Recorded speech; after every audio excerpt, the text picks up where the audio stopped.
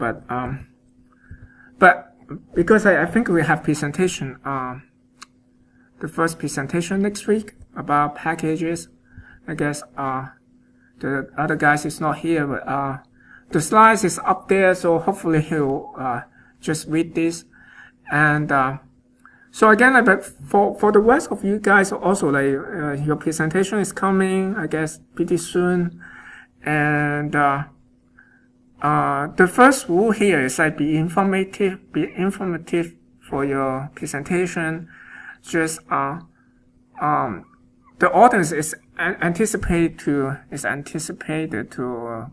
be able to learn something new. So your presentation should be easy to digest, like but not too trivial, and try to avoid significant overlaps with other presentations, because I know at least for TensorFlow, we have 3 presenters for TensorFlow, and Torch I think is better. Some other packages just have 2 presenters, and be organized and like high level to details, and like simple demo will be great. And so in terms of grading, like it'll be maximum like 30 points out of these 30% activities. I'm not sure 30 points mean what at this moment yet, because I don't know how many activities we eventually have. But so this is approximately how I will grade that. It's basically, as long as you complete the presentation, but so you still get like 20 out of 30. So if kind of okay, it's like the quality of myself, like I know I'm not a very good presenter, like you get 25 out of 30. And then if like you are presenting really well, then like get all the points there.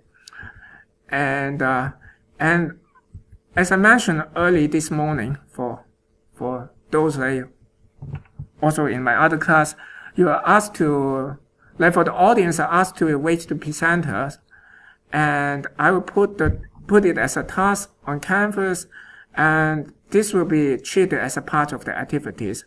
And please be critical when you grade or like rate other presenters, and you should treat yourself as some kind of judge in like some contest, and you need to comment on the strength and weaknesses of the presentations. And I'll also grade your kind of like your review also. So basically more or less like if you just did the review but it's kind of below average, it will be like 1 point out of 2 points.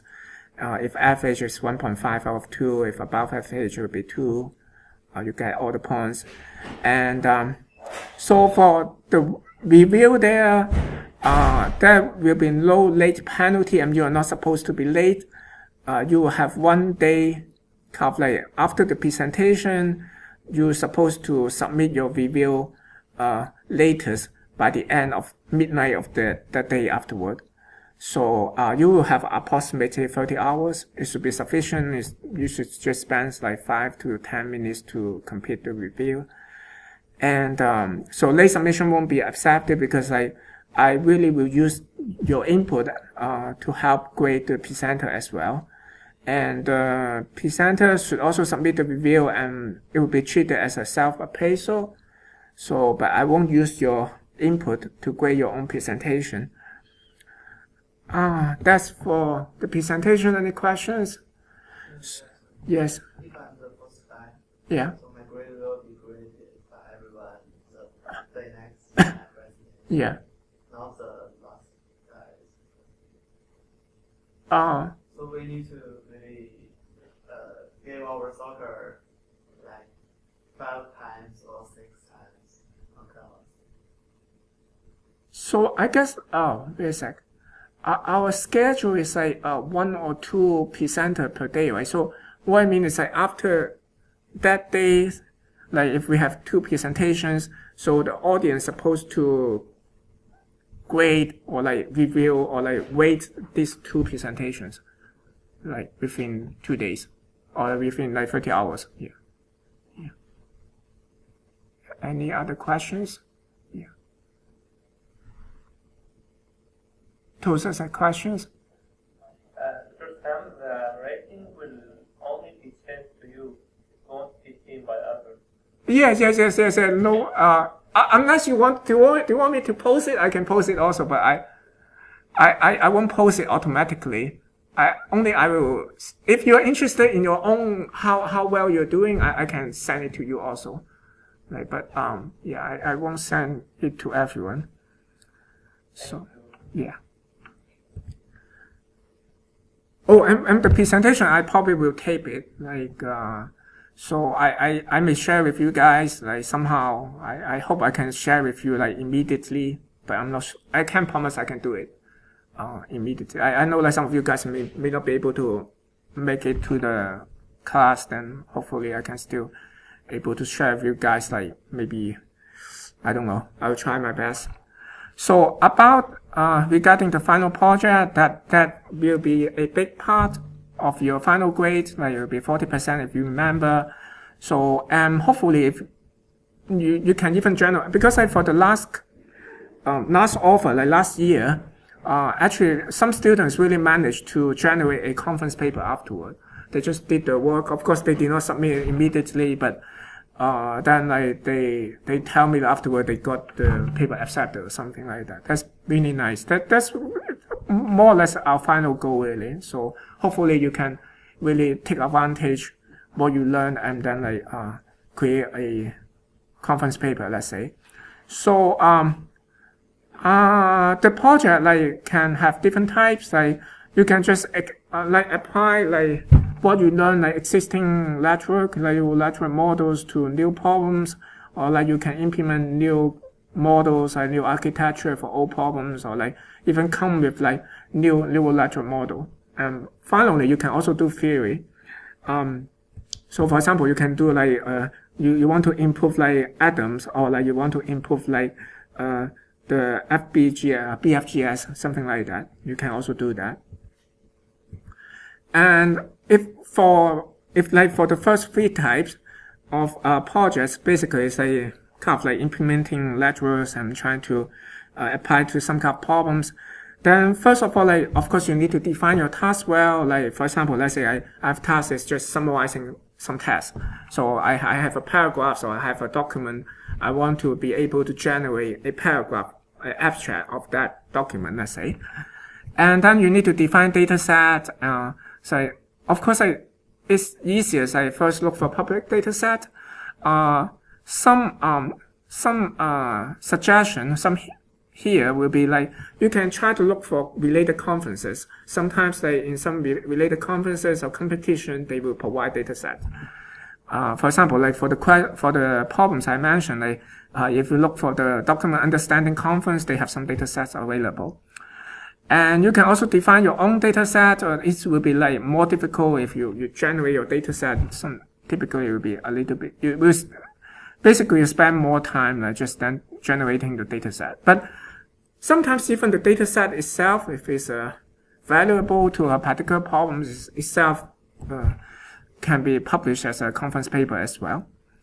And sometimes you can even like have some clever use of the public data set. For example, like if I want to do summarization of some tests, I can, for example, use the Wikipedia. I can use the introduction paragraph as the summary and the rest of the article as the input data. And just be creative, try to think of anything. And then you need to define your metric, like to kind of like quantify like how good or bad or your algorithm. So you should really do not create your own metric. So unless you really have a very creative problem that no one think of before, otherwise you should really go through some of the past literature and see like what people use for the metric for that problem. So you shouldn't create your own metric. So for example, like for the problem I mentioned, there's a metric called WOG, like recall-oriented understudy for Geisting evaluation. That I don't remember the definition now, but anyway, this is some metric for that problem. And then like you should split your data. You should split your data set into training, validation, and testing, and you're not supposed to peek into your test data until the very last moment. And you should establish some baseline. For example, you can use some, if you have a classification problem, you can use some very, very simple algorithm first, right? For example, you have simple classification problem, you can test it on naive Bayes, like k-least label, for example, and just see like how good is the performance. So if the training and testing error is basically 0, then that means the problem is really too simple. Then you really should consider looking for another problem. Then like you should implement your lateral model, right? You can try some existing lateral first, right? So maybe you just pull some lateral model from like Cafe Zoo, and then like maybe just try a AlexNet, for example, and get some result. That will be the baseline. That will be the minimum bar here, because think of that, you don't really need to do anything. If you have set a problem, have some data set, pull the model from Cafe and then just run it, then that would be minimum. It will guarantee you half of the project score. Then you probably want to try some variation, see like maybe try some CNN, maybe RNN we mentioned later on, and then like maybe have some different variation, and maybe depth, width variation, and maybe try different activation functions, like different regularization checks, and so on and so forth. And some tips and suggestions, like always be close to your data. What it means is like try to visualize your data set, like try to create some tools that can easily look at your data and able to collect some summary statistics, and also able to see, like, for example, like, okay, this particular training sample introduce some errors, great errors. So you want to inspect why you're having those errors. So you should look into like particular samples that introduce errors, and analyze how like different hyperparameters will affect your performance as well. That's basically this step 7 here. So some project suggestions, for example, you can do detection, segmentation, localization. This is some computation stuff. You can also do like NLP, natural language processing, just like the problem I mentioned, test summarization, like also like for some question and answer. Of course, you can do some medical stuff also, and also some image, video captioning, action recognition, and you can also like get some idea. For example, go for like some Kaggle challenge. Just go to the Kaggle website and see like what kind of challenge. They actually have award for that. If you won the challenge, you get like stipend for the whole year, like 50K, something like that. What I remember, like it's easily like 50K. Like they have. Of course, it's not easy. They have like many teams like all over the world. So, and try to get inspiration from similar class projects online. Let's say like some good suggestion, you can go to like Stanford machine learning class, and also the past projects like from CS231N. And, the project proposal will be due like, March 15, the same day for my other class really. So please define your problem, your tentative approaches. Actually, it's pretty apparent actually, because you are taking this little lecture, you will use little lectures here, but maybe you are using CNN or RNN, I don't know. And if you want to do a good project, then let me know what's the team members there, and how you're going to split the task there, split the work there. And don't wait until like March 15, like work on start the project now. And if you are not sure if your proposal is good enough, you can always send me email. I will let you know. So I will give you feedback.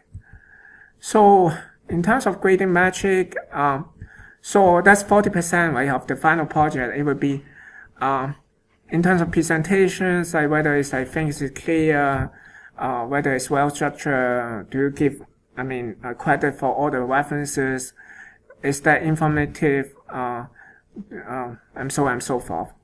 And in terms of technical, it will be 15 out of 40. It will be like whether like your approach is correct, like innovative. It's hard to judge correctness, like for a new lecture, honestly. But yeah, that's innovative dev and so on. Yeah, dev. Maybe it will be more or less like you try different variation for how whether you do the. I mean,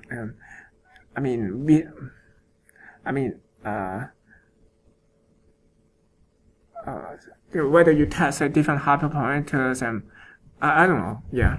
So evaluation and result will be like whether you have a good evaluation metric and whether you try you present all this analysis and experimentations and results and performance and so on. So treat this as okay. That's one thing I like to mention also. Like that's my own philosophy. I don't charge.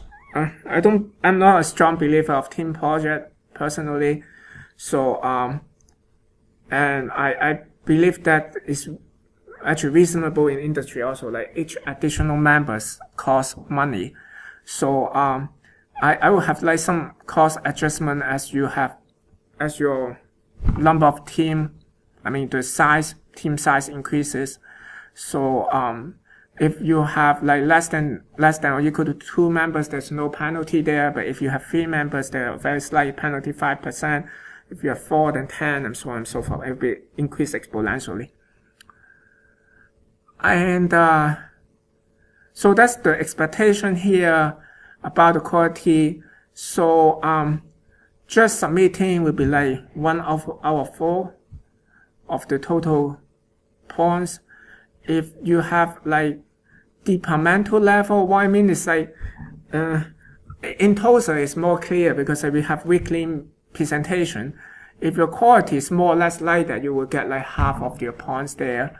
So if you are university level competition, for example, if you have for example, they have a university research meeting, something like that, you submit that and got accepted, you have a feeling like what quality you're expected to get accepted in those kind of conferences, right?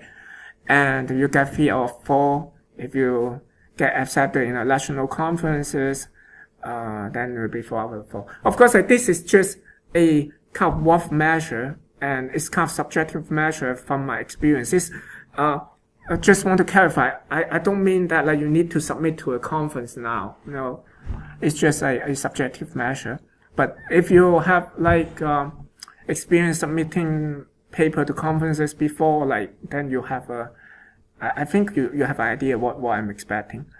So and for national level conference, I don't mean top conference. Like for example, in this area will be LIS or like CVPR or something like that. I mean like second and third tier regional conferences.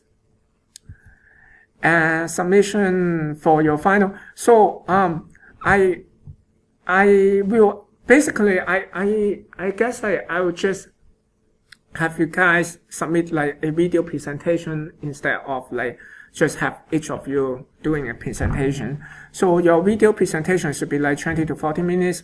Longer may not be better, and it should be it can be a screencast or like it can be a video presentation. It can like or you can have like something like YouTube. Like you can be very creative, honestly. So, but you can be very creative how you present the things. But in terms of content, it should include like the problems description and motivation, and your approaches and evaluation and so on. Like and hopefully have some discussion also like. Why do you think like it doesn't work as good as you think, or like why it works really really well, something like. And a written report is not mandatory, but it's encouraged. You can gain the maximum 20% extra credits. So if you are really behind by the end of the course, then if you want to get some extra credit, this will be some chance for you to get some extra credits. And and penalties, like for late penalties will be very harsh because I really need to get it in time to submit the final grade there. So that would be like 25% like late penalty. So you really don't want to be late basically. So that's basically okay. That's the final grade also. I don't think I posted that before. In terms of final grade, like there will be like A will be about approximately about 80%, like B will be like 60 to 80, C will be 40 to 60, and D is 20 to 40, and like something like that. So any questions? Like for the logistic, it's like kind of late administrative stuff, but typically I think it's easier for me to refine this thing after I know the class size and also like know a little bit better about you after seeing like a few submissions of homework assignment. So if we don't have any questions, then I guess that's about it for today.